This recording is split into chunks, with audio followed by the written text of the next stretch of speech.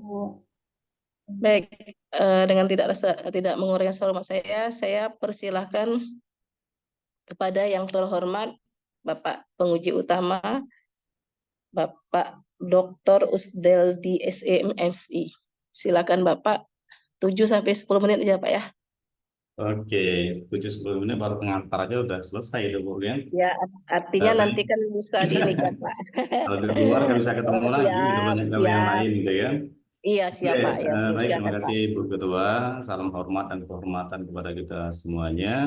Karena waktunya ikan sepat ikan gabus, maka saya langsung saja kan.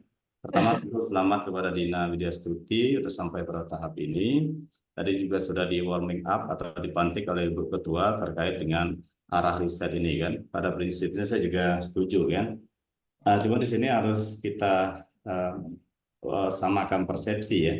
Ini kan risetnya kualitatif kan, artinya ya bisa aja dia kemanapun sepanjang sesuai dengan kaedah penelitian ya. Nah, kamu kan fokus penelitian kamu apa ini tadi kan? Strategi ya, strategi apa tadi? Strategi digital fundraising. Digital. Fundraising. Nah, ini kan fokus penelitian kan. Ini yang fundraising ya salah dikit nggak apa-apa ya bahasa tulisannya kan. Nah, pertama kita kan seperti yang katakan Bu Ketua tadi, apakah intinya kita mau menemukan strategi atau mau menganalisis strategi yang sudah mereka tetapkan kan? Jadi metode penelitian kualitatifnya apa pendekatannya kan? Ini harus duduk dulu di awal kan? Apakah hanya sekedar mau melihat apakah strategi mereka sudah lakukan sesuai dengan aturan atau regulasi kan? Atau akan mengkonstruk membangun suatu model, suatu konsep untuk menerapkan strategi yang baik sehingga nanti Basnas bisa merujuk kepada hasil penelitian kamu gitu kan. Tolong itu direspon dulu ya. Tujuannya apa kan? Kualitatif apa ini?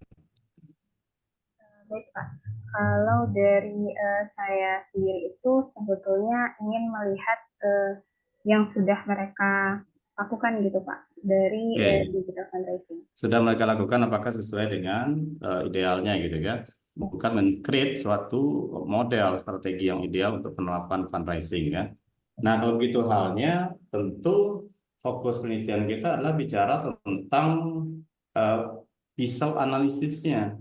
Apa konsep kita kan? Konsep apa yang dijadikan sebagai pisau analisis? Dasolen tadi seperti disampaikan oleh Bu Ketua tadi kan, dasolen itu adalah idealnya.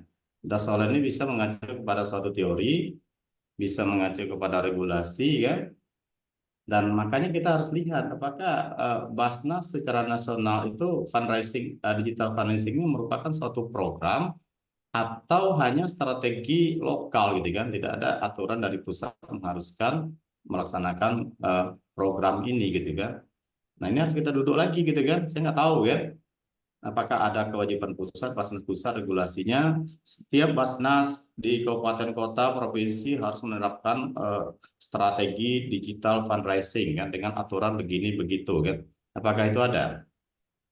Kalau untuk aturannya, per tiap Basnas boleh menggunakan kebijakan mereka sendiri Pak, untuk Boleh sesuaikan ya. dengan wilayah Pak. Nah, kalau boleh maka kita bicara pisau analisisnya adalah akademis. Dari konsep akademis kan, konsep akademik, bukan regulasi ya. Akademik apa? Ya tentu harus ada buku referensi yang kita gunakan kan. Referensi apa? Referensi tentu bicara apa strategi dalam penerapan digital fundraising ini kan. Kita harus rujukan kepada konsep akademik tentang yang di atas ini. Kita harus punya nih dasar dasar teorinya kan. Ini siapa yang kita rujuk? Nah, gitu kalau di penerapan gitu kan, melihat apakah strategi mereka sudah sesuai dengan akademik gitu kan, secara ilmiah gitu kan. Kamu gunakan pisaunya apa di sini kan? Tadi saya lihat tadi ada manajemen gitu kan, pengelolaan ya, POAK gitu kan. Tidak cukup POAK itu umum. Tapi yang mengerucut kepada strategi digital fundraising ini harus punya pisau analisis. harus punya rujukan. Nah, punya apa enggak nih? Ada, Sehingga Pak. kita tahu step by stepnya apa kan? Karena bicara strategi tentu ada stepnya, satu ini strateginya, dua, tiga, ini harus kita bingkai dulu, ini sebagai pisau analisis. Tentu harus mengacu kepada teori, ahli gitu kan. Punya nggak ini? Kalau nggak, ya silakan. Ada, Pak. Apa? Contoh aja, satu Eh, aja. Untuk itu strategi fundraising itu apa tahapannya? Apa bentuk strateginya? Berdasarkan ahli ya. ya, Pak. Kalau dari saya itu merujuknya ke buku Pak Dea Senarwan. Beliau itu yang praktisi di Ya bidang apa isinya? Apa konkretnya? Strategi apa aja bentuknya? strateginya itu salah satunya adalah Yang pertama dulu, tahapan awal pelaksanaan strategi itu apa yang harus dipenuhi kan indikatornya? dia harus punya yang namanya track, Pak. Apa itu track itu? Track itu sebagai kegiatan untuk menarik perhatian audiens atau para donatur supaya dia itu mau terlibat mendonasikan ataupun berkolaborasi dengan lembaga tersebut, Pak. Ini teori umumnya, oke, terus dan lain-lain kan. Iya. Nah, apakah track ini secara spesifik bisa diterapkan sebagai bentuk bagian dari strategi digital fundraising? Ada nggak strategi khusus yang menjelaskan di situ bukan umum, kalau track kan sifatnya semua ya untuk penghimpunan ya. Tapi digital fundraising ini secara konkretnya apa yang harus dilakukan? Itu harus mengerucut ke sana kan. Kalau kita kualitatif bicaranya adalah in-depth analysis. Kalau dari perhatian itu kan semua, nah kita tentu akan membuat orang menarik perhatian. Tapi langkah-langkah konkret dalam pelaksanaan digital fundraising ini juga harus jelas. Bisa aja nanti dikombin dengan teori manajemen, jadi kan melakukan perencanaan. Ya saya nggak tahu sebetulnya kan melakukan perencanaan dalam ya dikombin dengan menarik perhatian, itu kan. Perencanaan itu apa bentuknya kalau kita spesifik ke digital fundraising, gitu kan. Nah ini harus jelas, harus clear semuanya di sini kan. Karena ini sebagai pisau analisis ini akan kita bawa sampai akhir. Sampai kepada penelitian akan kita bawa sebagai alat analisis nanti di pembahasan kan. Terkait juga dengan metode kan, teori yang digunakan. Sampai dia memunculkan nanti yang namanya indikator masalah, riset problem. Indikasi masalah kan lahir karena adanya gap kan. Antara apa namanya tadi kan dasolen dasein. Cara mencari masalah itu sebetulnya gampang. Kita fokus kepada dasolen lebih konkretnya. Nanti indikasi masalah secara umum bagi dua ya. Pertama adalah isu umum. Isu umum itu gampang. Bikin aja pertanyaan di kualitatif. Jika fundraising strategi nggak jalan, itu efeknya apa gitu kan? Tujuan kamu kan meningkatkan penghimpunan kan? Nah penghimpunannya bagaimana? Di situ harus punya data gitu kan? Ini harus ada data penghimpunan. Apakah baik-baik saja itu kan data yang kamu kumpulkan? Ini salah satu indikasi permasalahan secara umum. Nah, penghimpunan data ini gimana nih? Kamu udah punya data nggak? 5 tahun terakhir itu data itu yang penting yang kamu tampilkan dalam latar belakang masalah, baik secara umum, nasional, ataupun secara khusus pada Basnas tersebut kan. Bolehlah dihimpun oleh umum dulu kalau kita menggunakan deduktif ya. Secara nasional gimana nih penghimpunan data dana zakat ini kan? Apa trennya? Kalau bicara tren minimal 5 tahun kamu harus punya data. Nanti secara spesifik pada objek yang kamu teliti, kamu juga harus menunjukkan realitanya. Apakah baik-baik saja penghimpunannya? Dan pastikan memang penghimpunan itu menggunakan strategi digital fundraising ini. Karena fokus penelitian kamu adalah pembatasan pada strategi digital fundraising. Baru masuk kepada isu khusus ini sebetulnya. Nah, isu khususnya baru kita bedah per indikator. Dasolen, dasen. Gitu. Maka akan lahirlah identifikasi masalah. Tentu kamu juga harus cerita, kamu harus punya data, kamu harus melakukan prasurvei, pengamatan, wawancara, dan seterusnya kan. Sehingga dari isu-isu tadi muncul yang harus dijawab, itulah dia dalam rumusan masalah.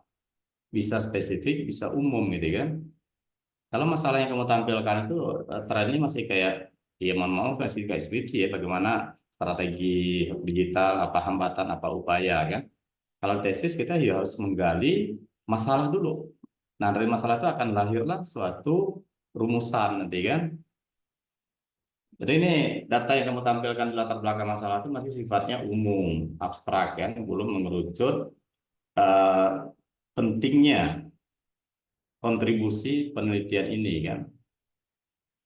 Tuh, kalau ini udah clear, yang lainnya mah gampang gitu kan.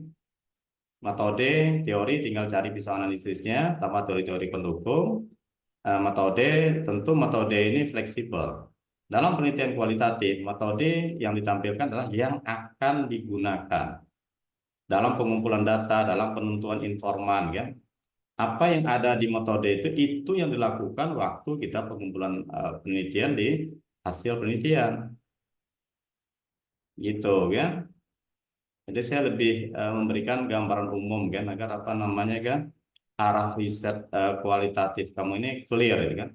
Rumusan masalahnya gimana Pak? Boleh nggak pakai bagaimana strategi digital, penerapan strategi digital? Ya boleh-boleh aja kan, nggak ada salahnya gitu kan. Tapi lebih baik rumusan masalah itu sebagai solusi dalam menuntaskan riset problemnya atau rumusan masalah tadi kan, atau apa identifikasi masalah kan. Gitu ya kalau pandangan saya kan. Nah, kembali ke rumusan masalah kita bisa lihat ini ya, saya melihat ada apa namanya kan sedikit aja ya, ketidakfokusan kan Anda dalam merumuskan masalah ini latar belakang, mungkin nanti disesuaikan aja ya di identifikasi masalahnya.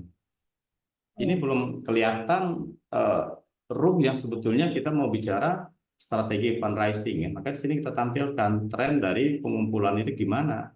Apakah naik, apakah turun, Pak? Nanti naik gimana, Pak? Apakah itu bisa dikatakan masalah? Ya bisa aja. Ternyata dari potensi, dari target masih jauh atau gimana? Ya, terserah kamu lah membandingkan kan. Nah, di sini baru kita bicarakan indikator-indikator dari strategi fundraising tadi. Apa gap-nya kan? Dan ini kan bahasanya umum, penggunaan platform belum optimal. Ini kan apa istilahnya kan terlalu umum itu kan. Belum optimal itu apa bentuknya? Ini sudah masuk ini sebetulnya kepada strategi ya, indikator kan. Jadi penggunaan platform internal itu maksudnya apa? Yang belum optimal itu di mananya gitu kan. Khususnya dalam pelaporan. Ini kan apakah strategi fundraising itu masuk kepada pelaporan gitu kan. Konten edukasi, laporan hasil pengumpulan yang dipublikasikan kurang variatif. Nah, ini maksudnya yang mana gitu kan? Kepada indikator strategi fundraising secara teori tadi. Pelaksanaan kegiatan dengan sistem kolaborasi masih terbatas. Ya, apanya gitu kan? Jadi di sini harus kita clear berbicara di sini dan didukung oleh fakta dan data kan. Rendahnya kapasitas keahlian SDM. Nah, ini bukan strategi. Kalau rendahkan itu pasti udah kendala. Kamu udah jawab sendiri kan. Rendah kapasitas keahliannya karena itu adalah hambatan. Kenapa dia tidak menjalankan strategi ini? Salah satu hambatannya ini. Jadi bukan masalah, tapi adalah hambatan. Kendala nanti yang ditemukan di lapangan kan. Nah itu contohnya kan itu yang hal-hal yang penting dikaji. Terus ya itu tadi yang saya sampaikan di bab 3 kan, informannya harus clear kan. Kita menentukan informannya juga harus clear. Basnas siapa aja unsur-unsurnya yang terkait dan apa namanya kan punya kewenangan untuk melihat strategi penerapan strategi fundraising digital kan. Ini informan yang mengetahui pengetahuan staff boleh, ini internal kan. Ini juga internal. Nah, ini apa kaitannya kan informan mengetahui penyusunan pendataan laporan keuangan. Strategi ini apakah perlu bagian laporan keuangan kan? Namun yang tidak kalah pentingnya adalah kamu harus melihat informan eksternal biar dia lebih objektif gitu kan. Jadi strategi penggalian data secara triangulasi itu harus berbanding. Jadi ini yang saya katakan tadi kan, kalau ini aja nanti saya khawatirkan kalau kamu hanya mewawancara orang dalam pasti jawabannya akan bisa diterba, itu kan akan subjektif kan, akan dikatakan oh baik, oh ini sudah terlaksana, oh ini nggak ada masalah gitu kan. Akhirnya ya apa tadi kan tidak terjawab yang sesungguhnya kan. Maka ini juga perlu dipertimbangkan mengambil informan dari luar gitu kan, masyarakatnya atau malah pemerintah itu kan juga terkait kan untuk melihat efektivitas atau optimalisasi strategi digital funding tadi kan. Jadi gitu ya, karena terbatas, artinya saya nggak bisa mereview satu-satu gitu kan. Tapi yang saya sampaikan tadi adalah poin-poinnya, indikasi masalah bukan kucuk-kucuk muncul ya. Tentu harus kamu bingkai, harus kamu ramu, dan dia ada di latar belakang masalah. Identifikasi masalah itu hanya menegaskan kembali ya, menyimpulkan apa yang sudah dijelaskan di latar belakang masalah. Begitu, gitu kan. Jadi terburu-buru gitu kan. Ada nggak mau ditanyakan Mbak Dina sebelum saya kembalikan kepada Bu Ketua ini kan? Ya, sudah cukup jelas dari Pak Jadi tadi. Oke, baik. Ya, mudah-mudahan ini bisa memberikan suatu pencerahan. Kita sifatnya anak sharing session. Insya Allah nanti kalau kita ketemu di tahap berikutnya, tulisan kamu udah clear ya. Kalau yang belum nanti silakan boleh kita di luar, gitu kan, di luar konteks ini kan kita gabung dalam kelompok bimbingan saya sharing session kan. Boleh, nggak apa-apa, itu terbuka untuk umum kan. Karena nanti di prastesis kita nggak lagi bicara proposal gitu kan. Ini udah harusnya clear gitu kan setelah ini disahkan, makanya ini harus clear. Di seminar hasil itu adalah bicaranya udah 44 gitu kan, 45 kan, yang terakhir bicaranya adalah ujian. Nah gitu kan. Oke ya, kalau udah paham, alhamdulillah, mudah-mudahan ini bisa lebih baik lagi. Sekali lagi saya yakin Anda juga punya kemampuan untuk lebih baik dalam tulisan ini kan. Demikian Bu Ketua, kayaknya nggak nyampe 5 menit kan, sengaja diburukan ini kan. Silakan. Udah 15 menit, Kalau Pak. kemarin kena Oh. cut tadi kan, makanya Ayo, sekarang menit. kesempatan langsung dikembalikan kepada Bu Ketua kan. Monggo silakan Bu, terima kasih, mohon maaf ya. Ya, makasih Pak. Baik, makasih banyak masukan komentar dari Pak Usnardini ya. Itu perlu diakomodir tuh Dina, apa yang disampaikan oleh Bapak tadi.